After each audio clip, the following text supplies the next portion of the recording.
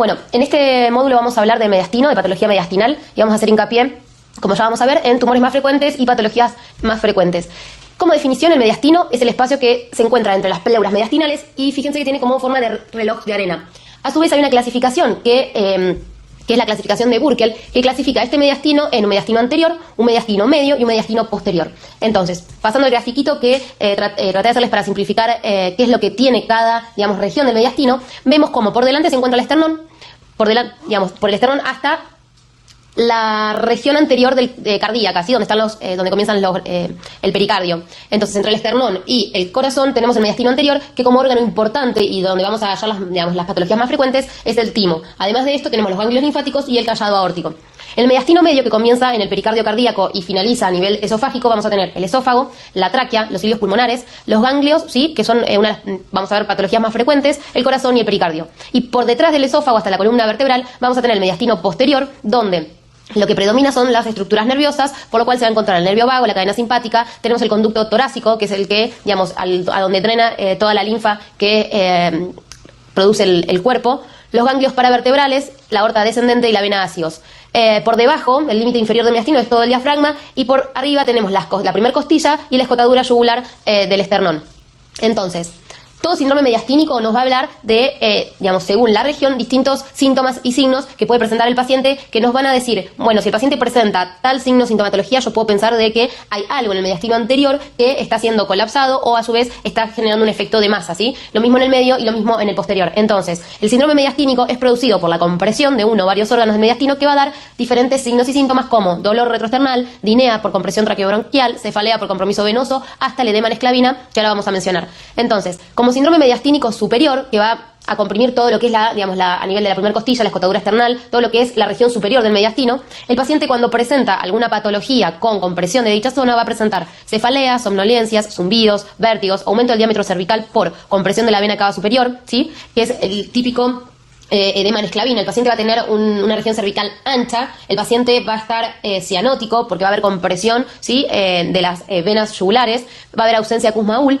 y va a haber cianosis también de las mucosas de todo lo que es cara y cuello. Entonces esto es lo que se denomina en conjunto el aumento cervical, la cianosis, el edema de mucosas, al famoso edema en esclavina, y es el paciente que viene azul, edematizado, ¿sí? Con un aumento de la presión cefálica. Con respecto al síndrome mediastino inferior, que va a ser a nivel, de todas las estructuras que se encuentran en el piso del mediastino, el paciente va a presentar ascitis, hepatomegalia, edema del miembro inferior, circulación colateral por obstrucción de la vena cava inferior, que es la estructura más importante, para comprometer en dicha región. El síndrome mediastino medio, ¿sí? Se va a caracterizar por disnea, por compresión traqueobronquial. Vimos que la tráquea y los bronquios principales serán una de las estructuras del mediastino medio, por lo cual el paciente va a tener esto. Tos principalmente irritativa, dolor en el hombro homolateral, hipopersistente por irritación del frénico, parálisis semidiafragmática por lesión frénico, por lo cual ahí vamos a tener una ventración, muy bien, que es el tema que acabamos de ver, parálisis recurrencial, tos coqueluchoide, disnea asmatiforme, dispepsia, vómitos, bradicardia por compresión o compromiso del nervio vago. Con respecto al síndrome mediastínico posterior, el paciente va a tener dos síndromes nerviosos en realidad, uno simpático y uno parasimpático. Entonces, acá nos menciona la midriasis, la exoftalmia, el aumento de la hendidura palpebral en el síndrome de Purfur-du-Petit, y lo opuesto en el síndrome de Claude-Bernard-Horner, ¿sí? Por la irritación simpática, es miosis y enoftalmia. Con respecto entonces a los síndromes mediastínicos, uno lo que tiene que presuponer es que cuando aparecen cualquiera de estos síntomas y signos, uno lo va, a clasificar en patología mediastinal anterior. Entonces vamos a ir, y sabiendo las estructuras que están en el mediastino anterior, si hay una afección del timo, hay una afección linfática, hay alguna compresión, ¿sí? O patología tiroidea o paratiroidea. Entonces esto nos va a servir para saber y estudiar los diferentes tumores mediastinales. Entonces vamos a seguir ahora hablando con la patología inflamatoria aguda y posteriormente vamos a pasar a la patología tumoral. Con respecto a la mediastinitis aguda, es una inflamación del tejido celulograso al mediastino que generalmente se le agrega una infección. ¿Cuáles son las causas y es lo más importante que tienen que saber de esta patología? La perforación esofágica. Pacientes que se hacen una bidondoscopía digestiva alta y evolucionan con fiebre, taquicardia y dolor retroesternal y se le hace una placa y se ve un ensanchamiento y las demás características que ahora las vamos a mencionar, pensar en una perforación esofágica. Perforación traqueobronquial. Los pacientes que vienen con politrauma, ¿sí? Que evolucionan con los síntomas de una mediastinitis aguda. Y fíjense esto, y es uno de los más importantes, posoperatorio de cirugía cardíaca. 5% de los pacientes que le realizan una esternotomía, ¿sí? Es una incisión amplia en la línea media sobre el esternón, la cual comienza con secreción purulenta por la misma, más síntomas de disnea y dolor retroesternal y sepsis, piensen en una mediastinitis aguda hasta que se demuestre lo contrario. Postoperatorias, cirugías de esófago, cuerpos extraños, tumorales, heridas torácicas penetrantes. Eso es, digamos, las causas con respecto al origen torácico. De acá entonces lo más importante, la cirugía cardíaca, 5%, ¿sí? Por infección de la esternotomía. Con respecto a las causas de origen extratorácicas, no pueden olvidarse las infecciones orofaringias diseminadas, ¿sí? Que dan una mediastinitis necrotizante descendente, que lo más frecuente es por un foco cervical, principalmente los flemones del piso de boca o los abscesos retrofaringios, ¿sí? Eso es lo más importante que tienen que recordar. La esternotomía por torácica y las infecciones orofaringias, flemón o abscesos retrofaringios de causa extratorácica. Con respecto a la clínica de la mediastinitis aguda, el paciente ingresa con fiebre, dolor retroesternal, náuseas, puede haber disfagias, hasta shock séptico, ¿sí? Es una de las enfermedades con mayor mortalidad que presenten a nivel torácico. Enfisema subcutáneo en base del cuello, signo de Hamann, pioneumotórax o piopericardio. Diagnóstico. En la radiografía vamos a ver un mediastino ensanchado, es verdad, con neumomediastino, niveles ciroaéreos, enfisema cervical o derrame pleural. Y de elección, lo que le voy a pedir al paciente para confirmar mi diagnóstico es la tomografía, que puede ser que debe ser con y sin contraste, ¿sí? Tomografía con y sin contraste de elección para diagnóstico de mediastinitis. Tratamiento. El tratamiento es multidisciplinario debido a que va a tener que estar en terapia intensiva, como ya les mencioné, tiene una morbimortalidad muy alta, por lo cual debe estabilizarse hemodinámicamente, mantener una vía aérea permeable y una eventual intubación y asistencia ventilatoria mecánica, por lo cual el paciente tiene que estar en terapia intensiva. Como antibiótico terapia tenemos al imipenem o la cefotaxima y la clindamicina, ¿sí? En realidad, la bibliografía de los privados, nosotros antes les hacíamos hincapié en esto, que el imipenem y la cefotaxina y la clindamicina lo pongan en los privados porque Michans hablaba de la ampicilina metronidazol. Hoy en día, gracias a que salieron nuevos antibióticos con mayor espectro, vamos a tener de elección y a elegir, en caso de que les pongan una pregunta de estas, al imipenem o a la cefotaxima y clindamicina como elección.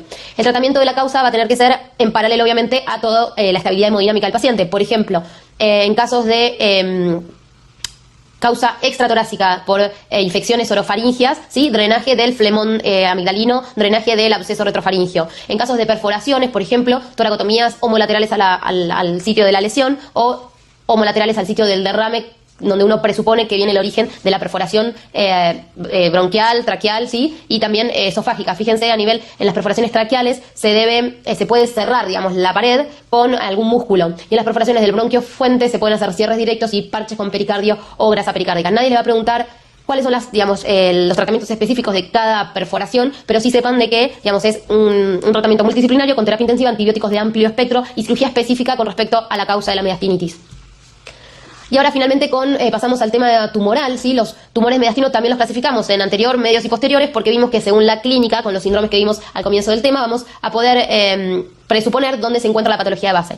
Entonces, el mediastino anterior nos dice que el timoma es el tumor más común del mediastino, no provoca síntomas, a no ser que se asocie, y es muy frecuente, a la miastenia gravis. Acuérdense que el timoma siempre va de la mano con miastenia gravis y viceversa. Muchas veces los pacientes tienen miastenia gravis y a lo largo del tiempo hacen timomas, o al revés. Hay hipertrofia tímica de los más pequeños. Las otras patologías que tenemos en el mediastino anterior son el bocio cervicotorácico, el teratoma, que es el tercero en frecuencia, linfomas y adenopatías, como ya vimos, que son uno de los componentes del mediastino anterior. Pero bueno, mediastino anterior principalmente timoma. De mediastino medio lo que va, digamos, a ser más frecuente es la patología linfática, ¿sí? Porque tenemos, o ganglionar, tenemos como componente principal los ganglios, y entonces el linfoma va a ser el tumor más frecuente.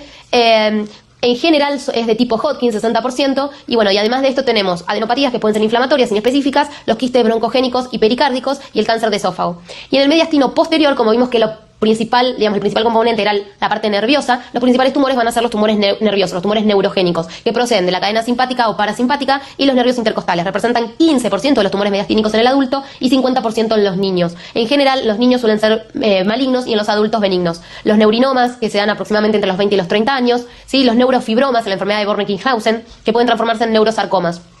Después, otro tipo de tumores neurogénicos son los ganglioneuromas, sí, que son benignos, los ganglioneuroblastomas, como metástasis, los feocromocitomas y los quemodectomas. Siempre el tratamiento de todas estas patologías es quirúrgica. Entonces, lo que nos dice la bibliografía nueva, que le vamos a agregar a este cuadro escueto que nos habla el Michans, sí, que no hace mucho hincapié en tumores mediastinales, sí en los síndromes, es que los timomas, los tumores neurogénicos y los quistes benignos, digamos, engloban un 60% de la patología tumoral benigna y maligna del mediastino. Los linfomas, los teratomas y las enfermedades granulomatosas un 30% y las lesiones vasculares un 10%. En el diagnóstico de la patología mediastinal, siempre tomografía de tórax, y si uno quiere evidenciar a nivel del mediastino posterior las patologías nerviosas, siempre vamos a solicitar una resonancia de tórax. Entonces, para mediastino anterior y medio, tomografía principalmente, y para mediastino posterior, la resonancia magnética de tórax. Lo demás nos va a mostrar la probable causa en caso de, por ejemplo, ecografía transesofágica, que vamos a ver muy bien las patologías o quistes pericárdicos, la PAF transtorácica para, por ejemplo, los timomas, la mediastinoscopía para las adenopatías del mediastino medio, la videotoracoscopía para patología, digamos que con la mediastinoscopía uno no puede llegar a acceder y necesita algún acceso a cavidad torácica, y el PET, que es principalmente para lo que son metástasis de tumores de otra región. El tratamiento siempre la cirugía, la radioterapia postquirúrgica y quimioterapia en ciertos casos.